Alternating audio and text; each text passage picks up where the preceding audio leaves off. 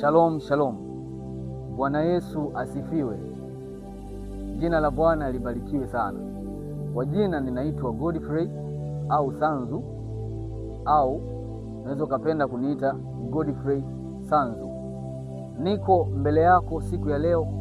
Mimi ninaamini nimepata neema mbele za Bwana kuzungumza na wewe kwa habari ya neno hili. Lakini pia ninaamini hata na wewe pia unayesikiliza ujumbe huu, na wewe pia umepata neema mbele za Bwana kusikiliza ujumbe huu na neno hili jema kutoka kwa Mungu. Siku ya leo utakwenda kuzungumzia kitu kimoja kinafahamika na ni tukio maarufu sana ulimwenguni kote. Limekuwa tukio maarufu kwa miaka na miaka. Tukio linalofahamika kama Christmas. Sasa Christmas ni nini? Ina ulazima gani? Kitu kimoja ambacho nilikuwa natamani mwana wa Mungu mahali popote pale ulipo uweze kukijua ni kwamba Christmas maana yake ni Christmas ni muunganiko wa maneno mawili ambayo ni Chris and Mass. Christ Mass maana yake ni kama vile wafuasi wa Kristo. Sasa wafuasi wa Kristo, hiyo siku ya kuzaliwa kwao mwokozi wao wakaiita Christmas, yaani siku ya kuzaliwa kwa Bwana Yesu Kristo ambaye ni mwokozi wa ulimwengu, technically ambaye ni mwokozi wa ulimwengu, kaiita Christmas, siku ya wafuasi wa Kristo. Lakini tunakuja kuliona tukio hili kuanzia mbali sana.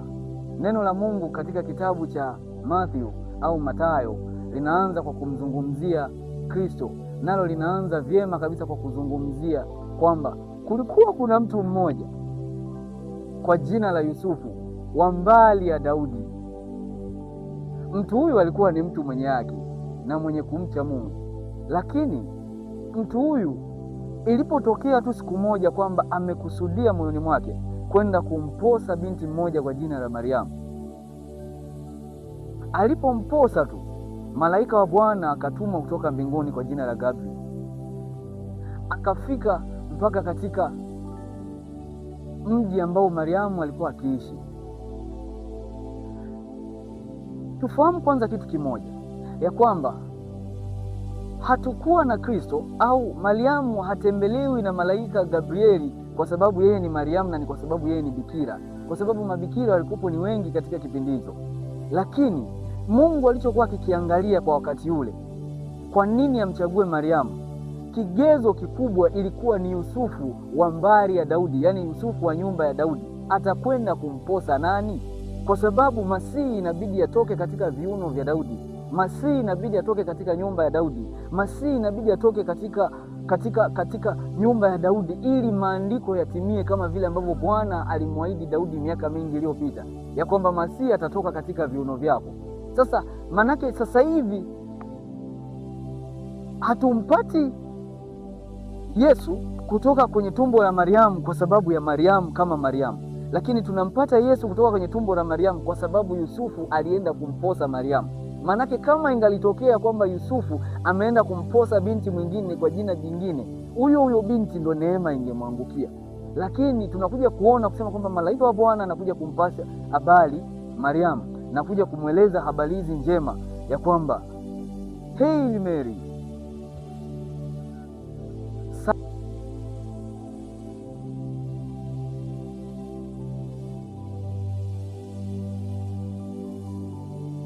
anamtembelea Bikira Maria, anamwambia salamu Maria, umejawa neema na Bwana yu nawe,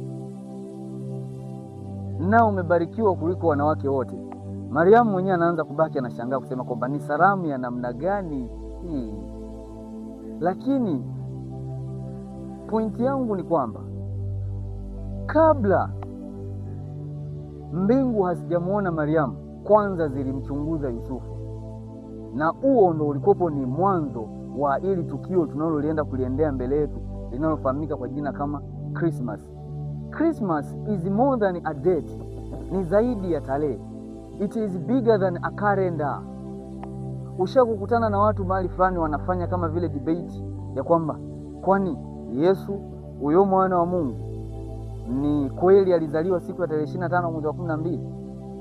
Watu wakitoa sababu zao tofauti, wakielezea kwa namna tofauti, wakibishana kwa namna za tofauti, ya kwamba it is not necessary ya kwamba mwana wa Mungu alizaliwa tarehe 25 mwezi wa 12, wengine wakijaribu kutoa tarehe zao ambazo wanasuggest wao wenyewe. Lakini kitu kimoja ambacho mwana wa Mungu nimetamani nikwambie ni kwamba Christmas that we are celebrating, it is more than a date. It is bigger than a calendar. It is an event that is remembered in the spirit. Ikumbukwe kitu kimoja ya kwamba hii Christmas tunayosherehekea ni kubwa kuliko tarehe, ni bora zaidi kuliko hata ya kalenda. Our concern as the children of God in this season sio kujua tarehe exact ambayo mwana wa Mungu alizaliwa, hapana, lakini ni katika kukumbuka tukio ya kwamba kwa kuwa tu alikuja duniani kama mwanadamu, kwa sababu neno la Mungu linatuambia kwamba naye neno alifanyika mwili akaja akakaa kwetu, nasi tumeuona utukufu wa Mungu, utukufu kama wa mwana pekee wa Mungu katikati yetu. Lakini neno alifanyika mwili. So what we are remembering, it is not the date, because we are not worshiping a date. Hatuabudu siku, lakini tunachokikumbuka ni ile tukio la yeye kuja duniani, kwa sababu alishawahi kuulizwa jambo hili: kwa nini wewe, watu wako, wanafunzi wako unafanya miujiza siku ya Sabato, na wanafunzi wako wanafanya kuvunja masuke? Walikuwa wakisikia njaa wakapita shamba fulani wakavunja masuke wakawa wanakula, na ilikuwa ni siku ya Sabato. Bwana Yesu akawajibu kitu kimoja, akawaambia, I am the Lord of Sabbath. Mimi ndiyo Bwana wa Sabato. Manake ni nini? Alikuwa anataka kuiondoa mindset ya wanadamu katika kuihona a day, afu apeleke mindset zao wanadamu katika kuhona the personality behind the day.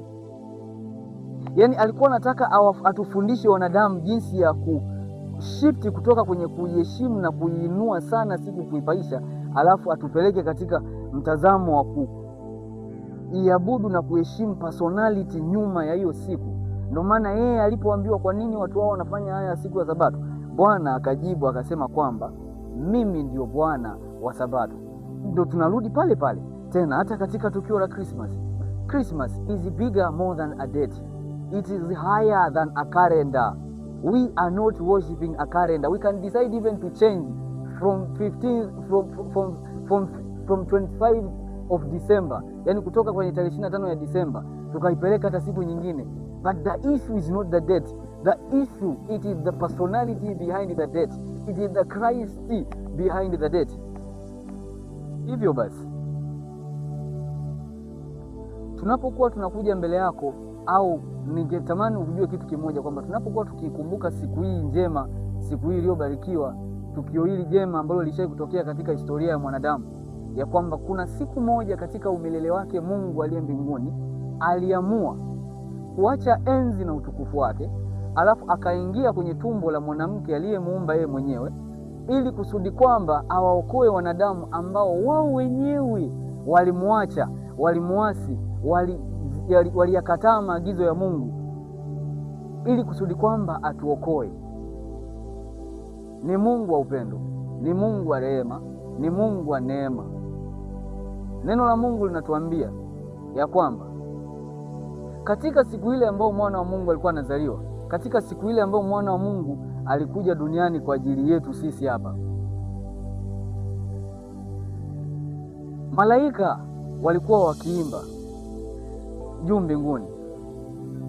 Malaika wakawatokea wachungaji katika mji wa Bethlehemu, mji wa Daudi, wakawaambia kusema kwamba Masihi amezaliwa katika mji huu. Nao hawakukataa, wakaondoka wakaenda wakamkuta mwana wa Mungu amezaliwa katika zizi la ng'ombe. Lakini haikuishia tu hapo. Nyota njema ya mwana wa Mungu ilionekana na mamajusi wa mbali, ilionekana na mamajusi wa mbali kutokea huko huko walikokuwa, wakafika hata katika mji wa Yerusalemu, wakauliza, yuko wapi mfalme aliyezaliwa, mfalme wa Wayahudi? Wakamuuliza Herode, naye Herode hakukataa kwamba hakuna mfalme, lakini akawaita waalimu